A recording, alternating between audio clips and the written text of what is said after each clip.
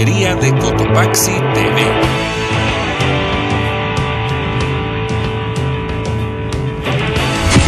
Aquí hablamos de todo.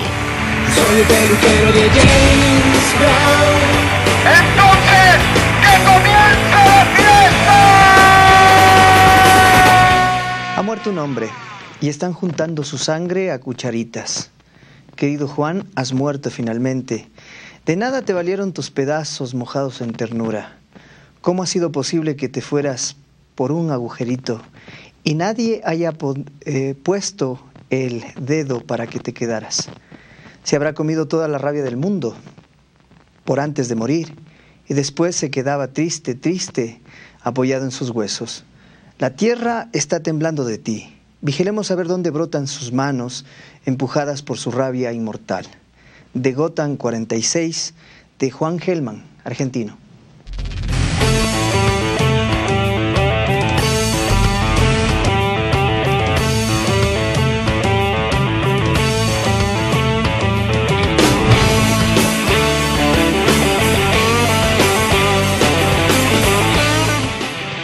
¿Cómo están ustedes? Los saludamos como siempre en este espacio de tertulia, de conversación. Hoy nos acompaña un directo amigo, Lalo Freire, librero, y que por cierto en esta semana coincidimos en algo que ha sido de aplauso y sobre todo de regocijo a nivel de lo local.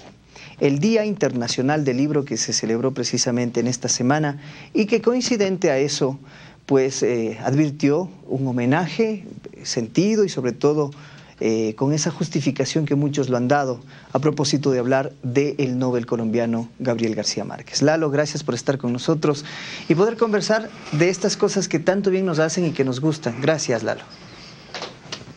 Chévere, aquí como siempre, con todo gusto. El Día del Libro, más allá de eso que puede significar el fetiche de tener el objeto libro, ¿qué significa el gesto humano de la lectura y ese acercamiento con el objeto libro, Lalo? Bueno, es que leer es vivir. Y vivir sin leer ya no es vivir, ¿no? Muchos autores dicen, no entendemos cómo puede haber gente que viva sin leer. Y se puede ser feliz. Obviamente no decimos que el que no lea no sea feliz o no tenga una vida normal. Pamuk, un premio Nobel, dice, no niego de que el que no haya leído un libro no puede ser feliz y tener sus anhelos cumplidos. Pero el que lee tendrá una felicidad más duradera, mucho más plena. Porque leer, como decía el expositor en la mesa redonda, no se lee solamente el libro. Se lee la vida, el amor, se lee la suerte, la mala suerte, se lee el tarot. Los comentaristas nuestros y los turros y los no turros dicen, estoy leyendo correctamente el partido. Entonces leer es un hecho, o sea, se lee la vida, ¿no? Es un hecho vital. Es vital como respirar, como comer, como amar.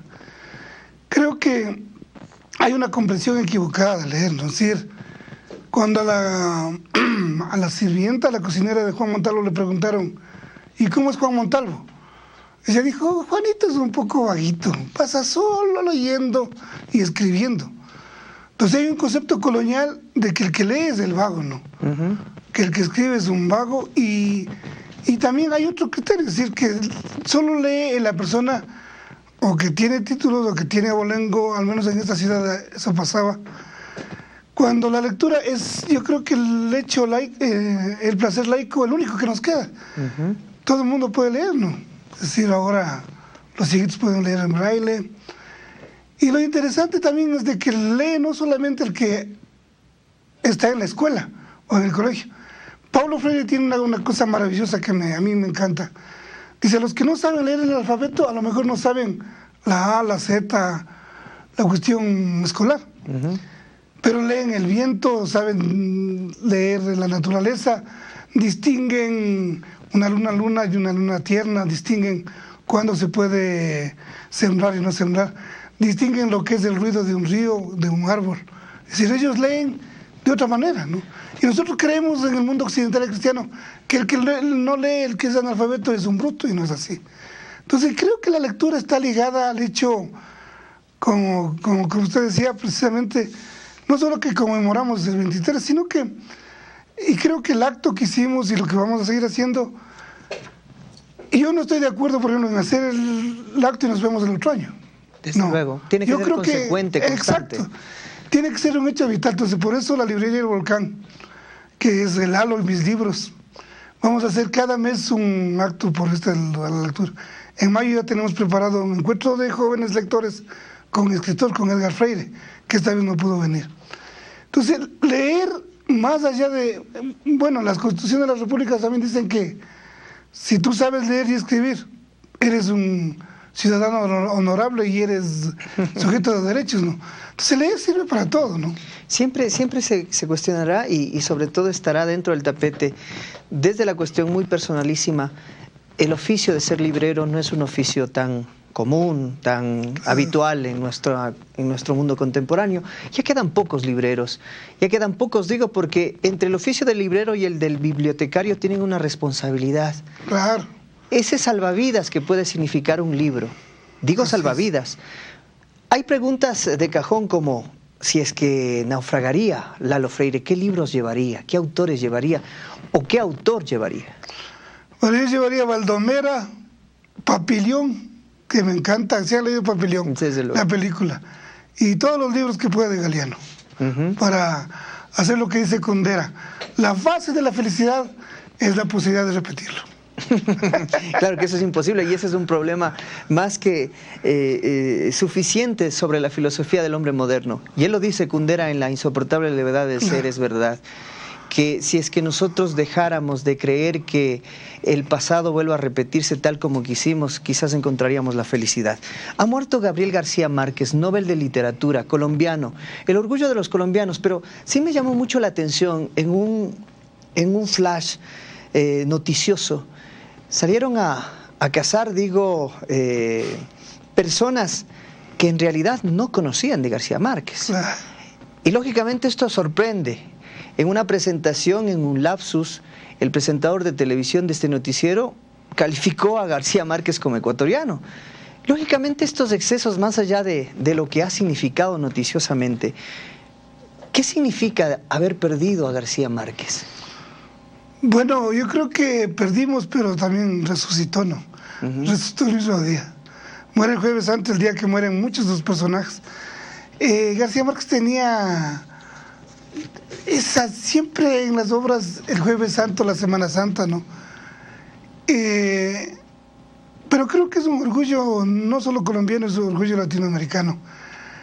Creo que muere el hombre que nos hizo soñar, que mediante la palabra nos quita este proyecto absurdo que es la vida humana, para soñar, porque todos podemos construir nuestros macondos, ¿no es cierto? Y escapar, no en el sentido de huir. Porque imagínate qué terrible sería esta vida tan aburrida, con políticos más turros, con presentadores de televisión más perdidos que Papá Noel en junio, ¿no es cierto? y me ha tocado oír barbaridades, ¿no? Alguien dijo, bueno, lo que pasa es que nos creemos porque dicen españoles, pues. Un periodista español dijo que el problema es que a Márquez le gustaba el poder, que Márquez siempre estaba enamorado del poder, o sea, realmente da iras, ¿no? Porque la vida del Gabo, que no solamente es el problema del Gabo, porque, Miguel Ángel, los escritores no son ni clonados ni se hacen en un laboratorio, responden a un momento. Agustín Cueva dice, la mejor literatura de los 30 fue y estuvo porque hubo un auge de la lucha social. Y el Gabo es el vallenato. El Gabo dice, no dice de gana, 100 años de soledad no es más que un vallenato escrito en 350 páginas, ¿no es cierto? Y era un hombre que escribía descalzo en una mesa, que le ponía un cartoncito en la pata para que no se caiga, de una humildad increíble, ¿no? Y este periodista dice, lo que pasa es que al Gabo le gustaba el poder, por eso fue amigo de Fidel Castro y fue amigo de Bill Clinton. Entonces, o sea, se dice cualquier cosa realmente.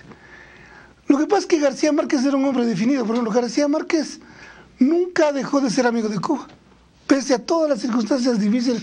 Tuvo una amistad con Fidel que iba más allá. Por ejemplo, él cuando hace alocución a un montón de cosas dice, la verdadera felicidad estaría cuando la riqueza humana sea compartida. O sea, tiene un profundo significado social.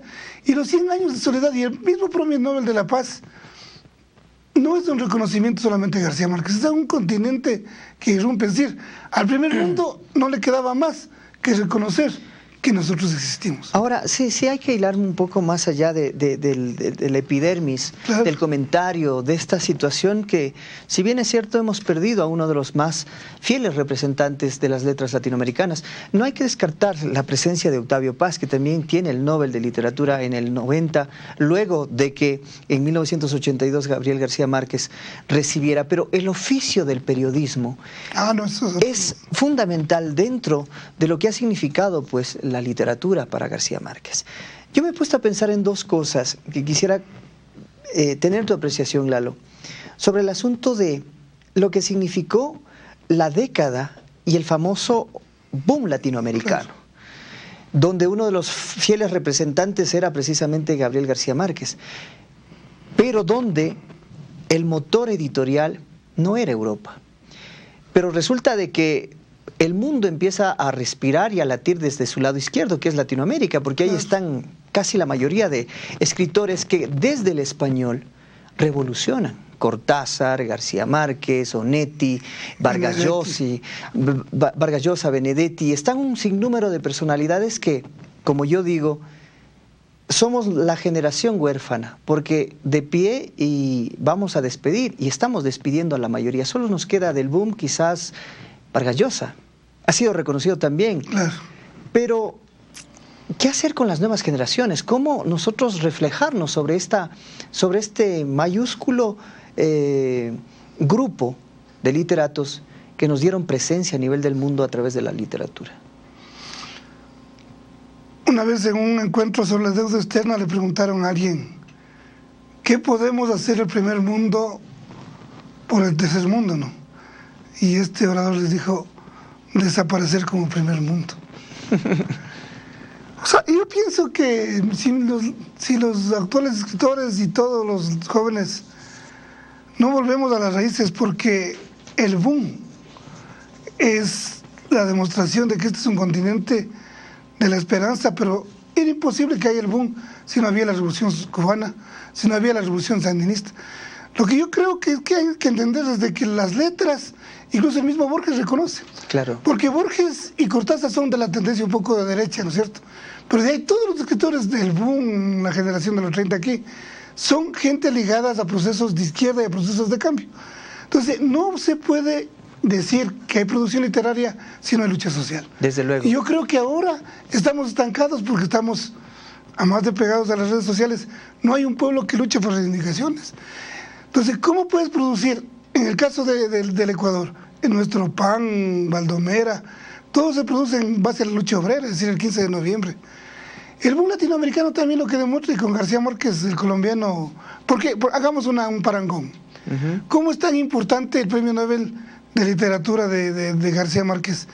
Y lo de Octavio Paz y lo de Vargas Llosa no es una cosa tan sentida. Si Vargas Llosa gana el Premio Nobel, pero... Claro, para mí lo de Vargas Llosa me resulta una justificación que atestiguaba el hecho de que a su debido tiempo le negaron ese premio a Borges. Y pues el representante, si es que cabe el término contemporáneo de Borges, sigue siendo Vargas Llosa. Claro. Y ahí justificó ese desacierto que quizás le merecía al maestro Borges. Y en ese caso, pues, lógicamente, Lalo, es tan importante decir que no solo son los premios, porque es el afecto de la gente. Es decir, tener en cuenta más de 10.000 ejemplares vendidos en el mundo de 100 años de soledad le significa... 10 millones. 10 millones, sí, es verdad. ¿Qué es el libro más leído después de El Quijote, después de la misma Biblia?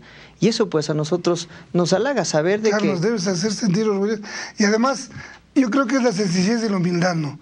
Si yo no dejo de ser el hijo del telegrafista de Aracataca, ¿no es cierto? Es decir, esa humildad de aquel que está escribiendo y que dice: oye, ¿y qué te pareció el Premio Nobel? Y él responde y dice: es como haber participado o asistido al entierro de uno, ¿no? Tantas luces sobre uno. Es decir, esa sencillez. Pero si a Vargas Llosa le pregunta qué significó el Premio Nobel, seguramente él dijo: falta todavía, ¿no es cierto? No sé. Claro, o sea, y a Octavio Paz igual. Ahora, claro, por ejemplo, Octavio Paz escribe muy lindo, ¿no? A mí me parece La que... poesía es muy fantástica. Claro, y también, por ejemplo, La región transparente, que... Carlos Fuentes. Ah, no, Carlos Fuentes escribe, ¿no es cierto? Sí. Pero son de esa generación. Son de la generación, sí, es verdad. Por ejemplo, escribe cosas maravillosas, pero yo digo, Márquez recibe el premio Nobel porque inventa el realismo mágico, pero más allá, y en el discurso del premio Nobel lo dice, yo creo que fue el premio al continente, a Colombia, porque Miguel Ángel no es solamente García Márquez, es el vallenato, es la cumbia de Zenaida, por ejemplo, la cumbia hermosa que canta Ruabanco, dice, del pobre vive el rico, de la plata vive el rico, del mugre la lavandera, todo un canto social a reivindicar. La primera novela de García Márquez es La hojarasca, es la denuncia contra las bananeras. Entonces me parece que es un premio y un reconocimiento a un continente.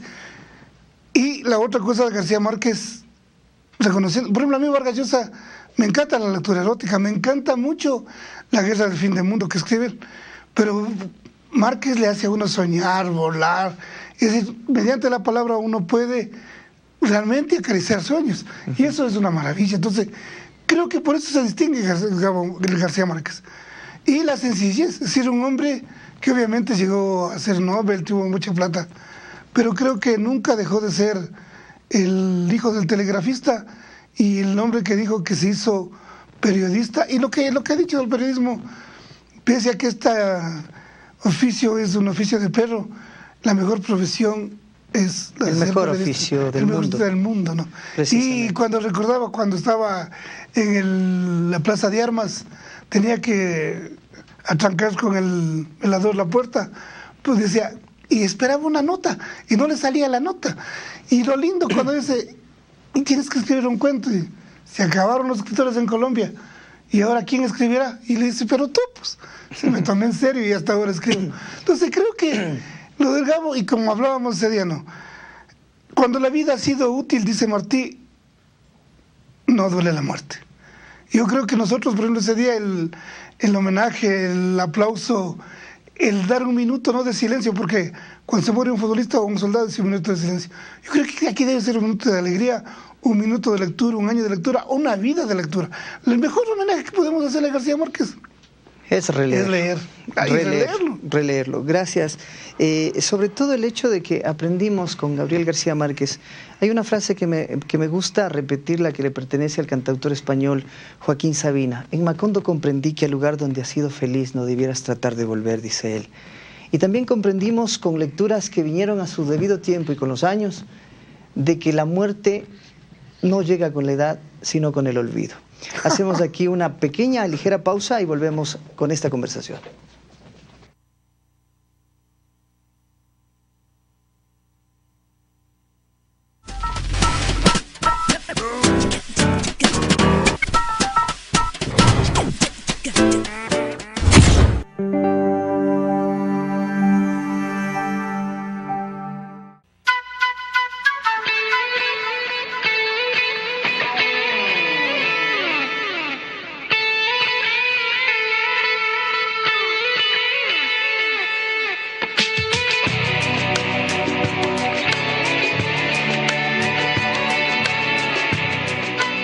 Bienvenidos a la segunda temporada de su programa Mi Yacta. A través de Cotopaxi TV, una buena señal.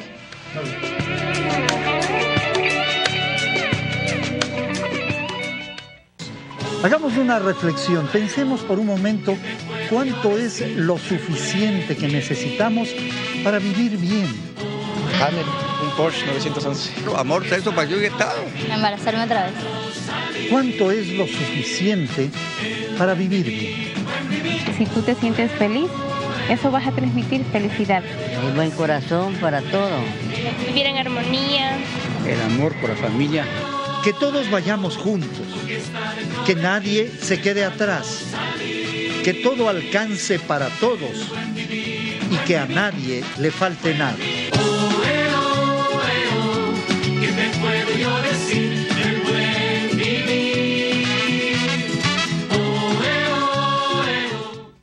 Descubre la magia que está en tu piel con Distribuidora Susi. La ropa interior que cautiva y seduce con la máxima comodidad.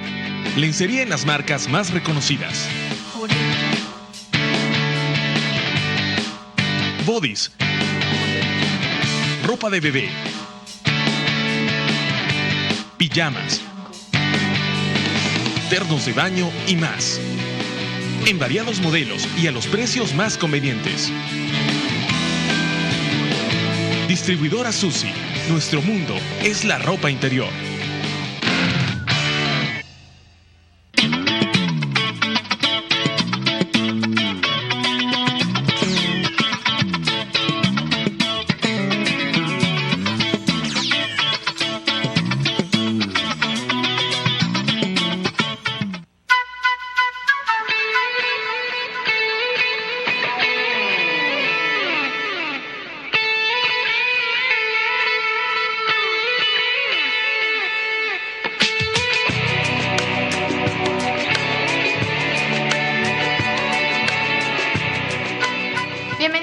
Segunda temporada de su programa Mi Yacta. A través de Cotopaxi TV, una buena señal.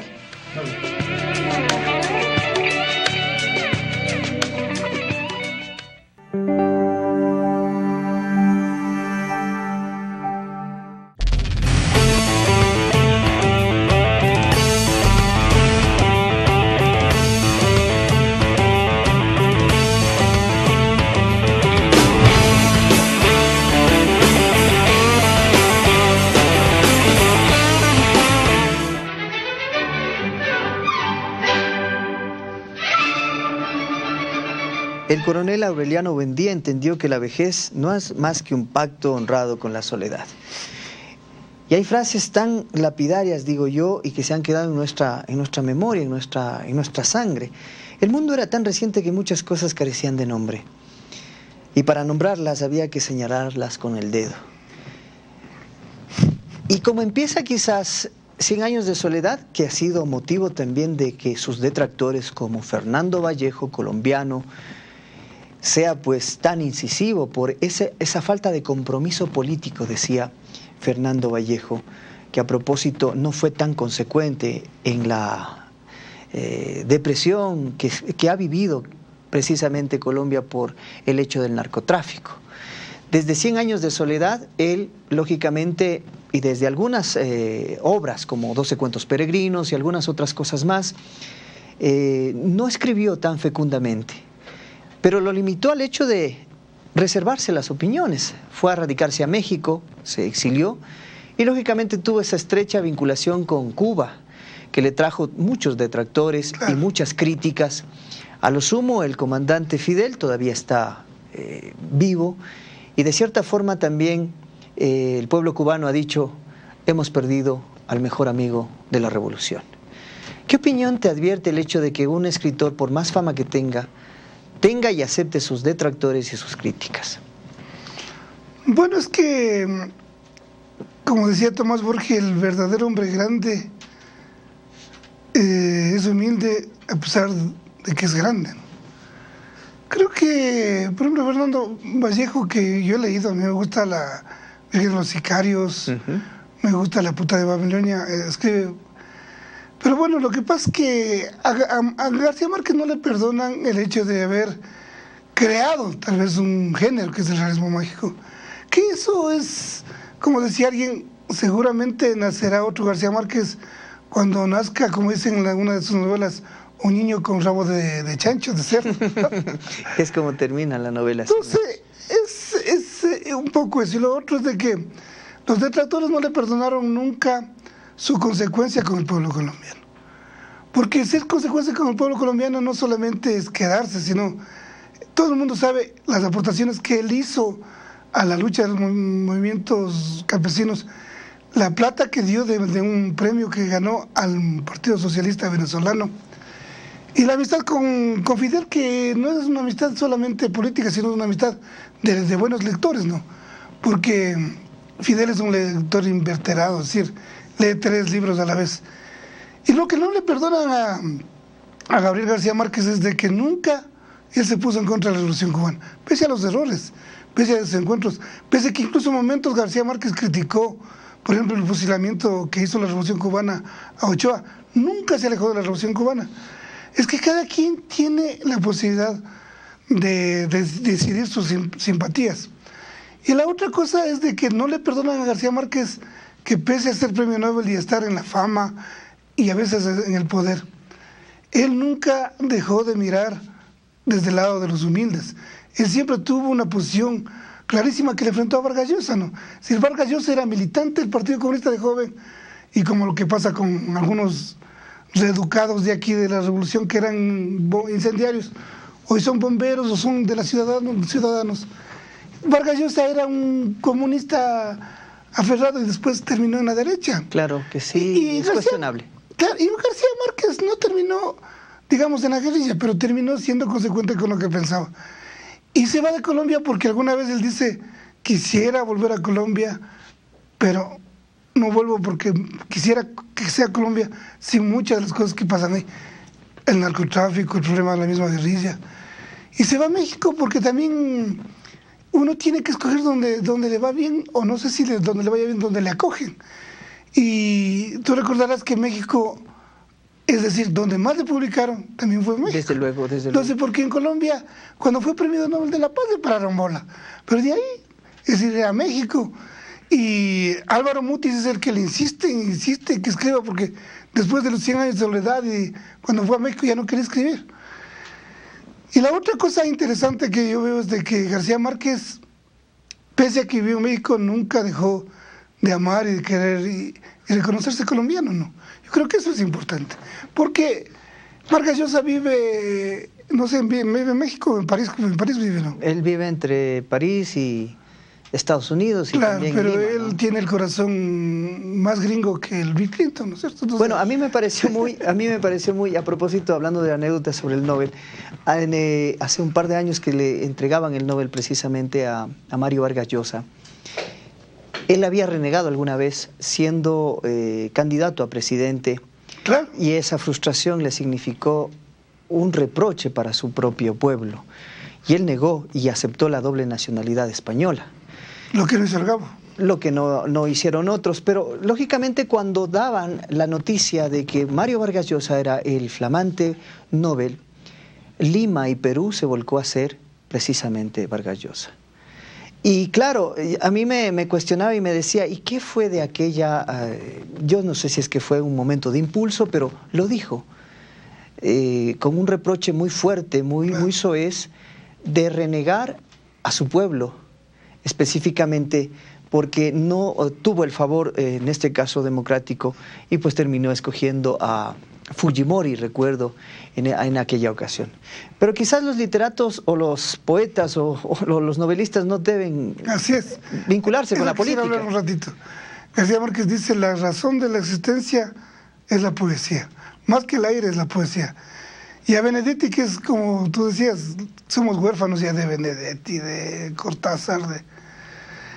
Benedetti decía, un día me paré en un mitin del Frente Amplio Uruguayo y me di cuenta que no servía para eso.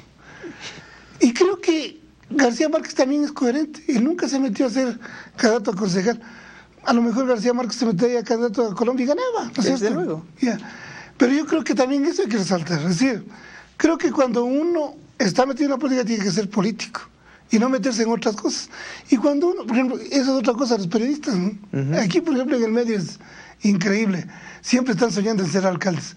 Creo que realmente, yo siempre les digo a los jóvenes, bueno, y a Miguel Ángel también le digo, ojalá nunca se hagan políticos los periodistas, porque, no digo nombres, pero hemos perdido buenos periodistas, fueron a ser concejales y ya están muertos porque es el olvido, ¿no? Es decir, nadie les recuerda. Pero aquí ha habido periodistas jóvenes como tú, muy prometedores, y se les picó el bichito y fueron a ser candidatos a concejales. Ahora nadie se acuerda, ¿no es cierto? Entonces yo digo, eso también es chévere.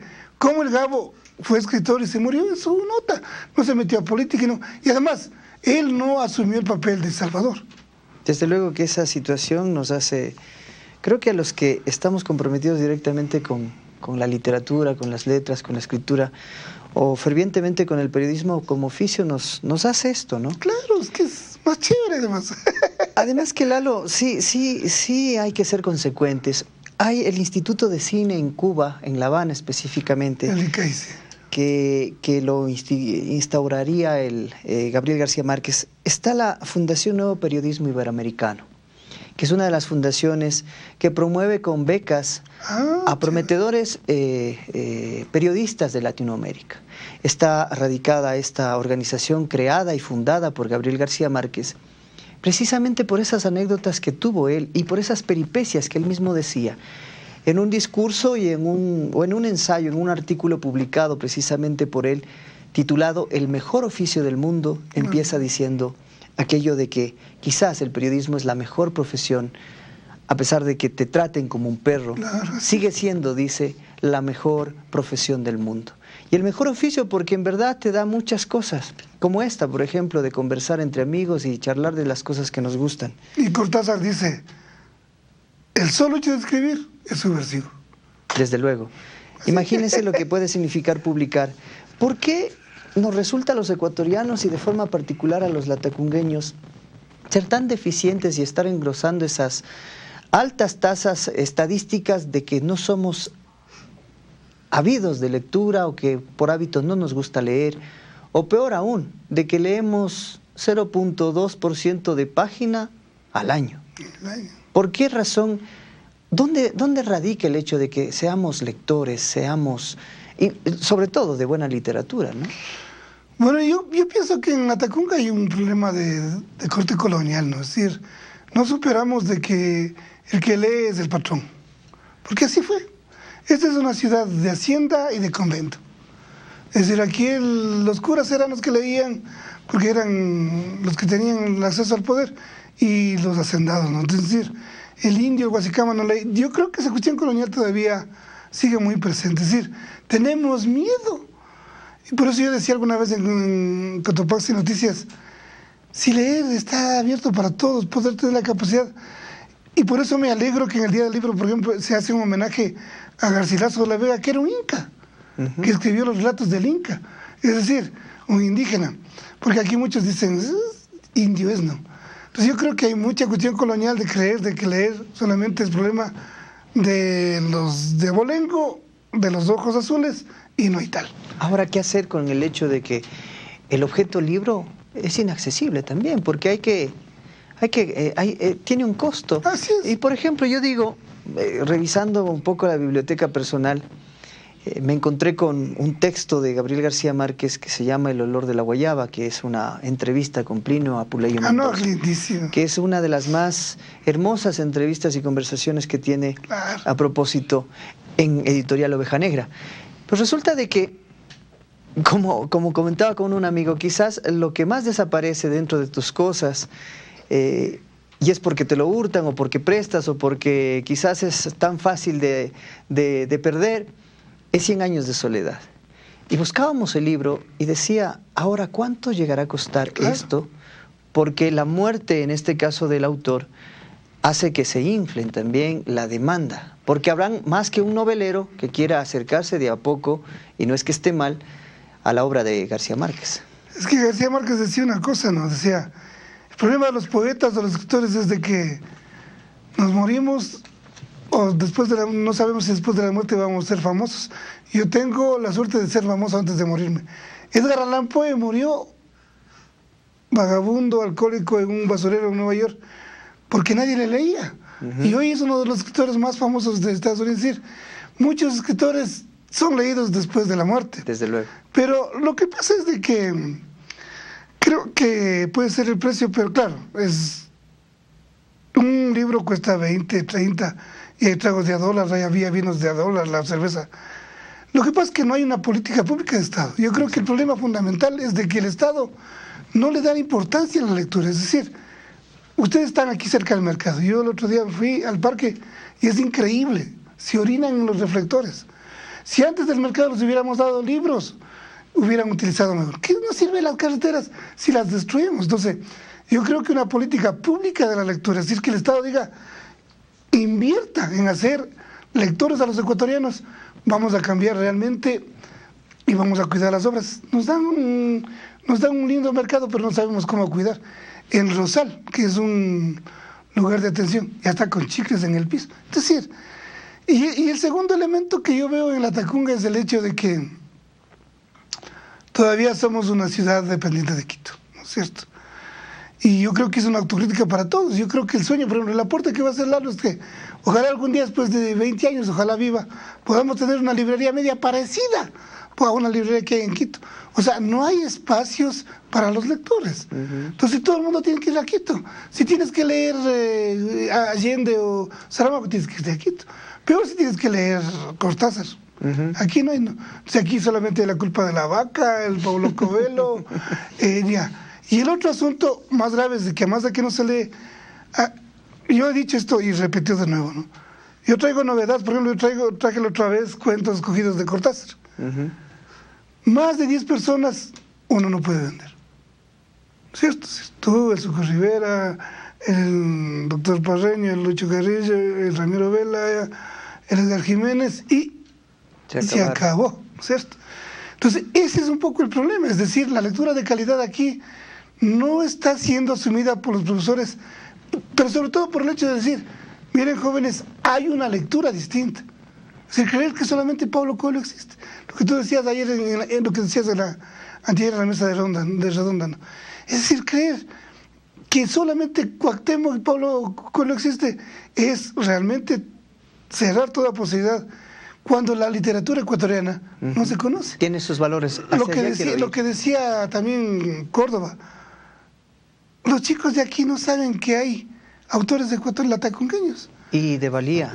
Por ejemplo, en Pujilín es increíble que nadie ha leído a este escritor Rodríguez, al que escribe... Para Diario El Comercio. Sí, él escribe un bestiario de cenizas, que es lindísimo. O en La guerra de la funeraria, que es el golpe de estado que le iban a dar a su tío, al Bombita, el general Alvear. Los pugilenses deberían haber leído todos, porque ahí habla del Bombita, de Rodríguez Lara, habla de Isinche, de todo lo que fue la Macuchi. Y los pugilenses no han leído. Las obras de aquí, de los latacunqueños. César Ruiz para mí es un buen poeta. Pero ¿quién ha leído en Pujilí? Entonces el problema es de que aquí creemos, y con todo el respeto, yo les quiero mucho a los profesores de literatura, es decir, más allá del caballero de la armadura oxidada, la culpa es de la vaca, se acabó el... Y es que la literatura tiene también sus inicios. Quien no aprende a leer desde temprana edad, pues lógicamente en ese cauce, yo lo digo, he sido un lector desordenado. No he sido con esa metodología que debe asistirse. Por eso es que yo advertía quizás en esta mesa redonda de que quizás uno no tiene que devorar libros, sino tomarse el tiempo para vivir los libros. Así es. Porque es lo único que a nosotros nos puede reivindicar como seres humanos. Yo a veces me cuestiono y digo que soy tan fetichista en el sentido de lo objetual, porque compro libros que alguna vez a lo mejor leeré, o qué sé yo, no terminaré de leerlos. ¿Pero están ahí? Pero están ahí, como el objeto. Lalo, Pero una cosita sobre eso, es decir, el problema es de que se compra libros y los libros son compañeros y es como una botica, ¿no? Hay antidepresivos, hay para emocionarse, hay para todo. Entonces, yo, por ejemplo, no estoy de acuerdo con la lectura rápida y lea 1000 páginas, no hay tal. Disculpen, la lectura es como el amor. Despacito, suavito, gozando. O sea, no puede ser que uno lea a tropicones, ¿no es cierto? Claro, yo tengo mucha más edad que tú tienes toda la vida para leer. Yo voy a tener ya 60 años, digo, híjole, ya me falta, ¿qué será? 10, 20, y no voy a alcanzar a leer. Pero después digo, no, si no alcanzo, no hay tal. Pero el problema es de que también es eso, ¿no? Es decir, hay que leer rapidito, ¿cómo así? Y Kundera vuelve a decir lo mismo, es decir, cuando usted no comprenda lo que lea, haga lo que hace en el amor, repita. Y sobre todo el hecho de que sí es bastante preocupante de que la generación actual, aparte de ser, yo digo, de tener ese gesto parricida, de negar todo, de querer acabar con lo viejo, de prácticamente de negar todo, por sobre todo, hasta casi sin sentido, no reconocemos valores fundamentales en nuestra literatura. Si es que uno va a Ambato y dice, por favor, cíteme 3 escritores, y ellos lo dicen, lo saben, los 3 Juanes. Claro. Y si es que usted sale a la calle y le dice, por favor, dígame 3 escritores latacungueños, las respuestas son muy absurdas. Y hay una trilogía fundamental, he dicho yo, porque también hay que cuestionar por qué no ha existido un desarrollo muy ferviente de la novela, del género de la novela en nuestra ciudad, salvo el caso particular de Leonardo Barriga, que ha hecho un par de novelas, pero que... Villasís también hizo, porque las cometas se enredan en verano. Desde luego. Pero nadie se acuerda. Pero nadie se acuerda o nadie refiere. ¿Por qué suceden estas cosas, Lalo? Bueno, el Edison tiene un ensayo muy hermoso, que es ¿por qué no se escribe la novela en Cotopaxi? Y él dice 2 cosas, ¿no? La una, que tenemos este vicio colonial de creer de que no podemos. Y ahí está el reto tuyo, el reto mío de escribir novelas. Es decir, tenemos que demostrarle al mundo y al Ecuador de que es la tierra más linda del mundo. Y eso escribiendo novelas. Yo, por ejemplo, estoy en ese reto. No sé cómo me salga, no me importa además. Pero el asunto es de que, y Edison dice otra cosa, ¿no? Y no se escribe novela porque estamos esperando a ver qué dicen en los centros de poder o de cultura, ¿no? Los centros intelectuales. Los centros intelectuales. Por ejemplo, el Arcos de Chimborazo se arriesgó. Sí, Arcos es.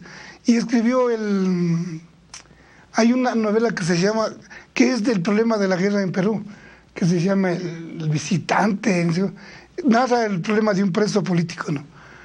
Y él se arriesgó desde Chimborazo, es decir, los lojanos. ¿Quién puede negar la valía del César Dávila Andrade? Del loco del muerto en Puntapiés de Palacio, del Eliezer Vargas, del Eliezer Cárdenas. Dices que escribieron bien porque están lejos de Quito, ¿no? Porque tienen la ventaja de estar aquí. Entonces nosotros hemos sido tan dependientes culturalmente. Los hacendados de la Tacunga vivían en Quito. Los mayorales eran los que controlaban las haciendas y los que han dirigido la sociedad. Por eso ahora no solamente hay una cholificación del poder en la Tacunga, hay una cholificación de la economía. Ya tenemos cholos con plata, con harta plata, porque nuestros hacendados se quedaron allá. Eso se refleja en lo social. Los hacendados ambateños se quedaron y sus hijos son el prefecto, el Callejas, que han sido buenos alcaldes, ¿no es cierto? Entonces tenemos una oligarquía, una burguesía, hacendados de Arrial, disculpe. Entonces nos quejamos que Ambato se llevan las oficinas. Claro, si los amateños fueron más pilas que siempre. Entonces nosotros hemos tenido una clase dominante de aperro, de Arrial, que no se ha debido defender porque lo que quería es que sus hijos se vayan a Quito. Pero ahora, Lalo, ¿dónde viene la reivindicación de esto? Porque si bien es cierto, son cosas muy visibles. Claro. Pero ¿cómo reivindicamos esto para volver a la causa? Escribiendo y haciendo que los jóvenes se enamoren de la escritura. Claro, yo digo, nosotros estamos en una cuestión difícil en la Tacunga, pero vamos a hacer, por lo menos desde mi punto de vista, desde mi lado, un acto cada mes. Y el objetivo es de que dentro de un año, unos 2 años, hagamos encuentros de lectores. Y ojalá no solamente hagamos encuentros de jóvenes lectores, sino de jóvenes escritores. Desde luego. Porque, por ejemplo, a ver, tú te hiciste lector, o sea, y yo me hice lector a la buena de Dios. Pero ojalá nosotros podamos darles a los jóvenes, algún rato podamos incluso hacer juntos un taller literario, un taller para escritores jóvenes, un taller de lectura, ¿no es cierto? Que los jóvenes tengan lo que ha hecho García Márquez con estas instituciones, claro. Claro, porque sabía que era de aperro ser periodista en los 70, los 80. Entonces, ¿nosotros qué les tenemos que dar a los jóvenes? Que ojalá ellos puedan tener un martillo y un formón para poder escribir algo. A mí me tocó escribir, o sea, me tocó hacer a la buena de Dios, ¿no es cierto? Entonces yo creo que hoy estamos en un momento de sembrar. Y hay, incluso Paulo Coelho, todo libro es bueno. Yo, cuando decían, si hay libros más duros, incluso en Paulo Coelho hay cosas chéveres, ¿no? Paulo Coelho dice de la sabiduría china, hay 2 tipos de personas, los constructores y los plantadores, los que siembran. Los que siembran somos los escritores, los lectores, los poetas. Bueno, yo no soy poeta, pero dice, los constructores construyen la casa, construyen esto, construyen la cárcel, y después se quedan atrapados en su propia construcción. El que planta, el que siembra, siempre está regando y poniendo una semillita. Creo que lo importante en la Tacunga, además de decir de que nuestras autoridades han sido de aperro, es crear para los próximos 5 o 10 años lectores de calidad. Para que digan, en la Tacunga se lee. Entonces nuestro reto es ese. No solamente subir el índice de lectores. Miguel Ángel, en Ambato es segundo, en la segunda ciudad en lecturas de Ambato. Ya. Le desplazó a Loja, le desplazó a Guayaquil. Entonces, no de gana, Ambato está así, tiene un montón de eventos culturales, porque la lectura sube. Entonces yo creo que lo importante, y ojalá en este mensaje de la peluquería, es de que en serio la está con ellos. Vamos a tener una ciudad más chévere, súper más chévere, con concejales chéveres, si leemos más. Porque si leemos podemos obligar. Yo quisiera hacer alguna vez un ejercicio de la peluquería. A todas nuestras autoridades preguntarles qué están leyendo. Desde luego. Te aseguro que ni con ahorita, hermano. Gracias, Lalo, por haber aceptado esta conversación. Nos ha faltado tiempo para seguir conversando sobre este placer de los libros. Quizás la vida misma es la primera aventura, la segunda aventura, y la definitiva es la lectura. No hay que dejar de lado ese buen hábito de poder leer. Leer te hace libre y sobre todo va generando en ti un espíritu y una susceptibilidad con la estética y con la belleza. Decía a propósito Gabriel García Márquez, por las estirpes condenadas a 100 años de soledad, no tenían una segunda oportunidad sobre la tierra. Quizás nosotros en estos próximos años de soledad o con soledad o sin soledad, sí tengamos oportunidades. Hasta la próxima. Muchas gracias.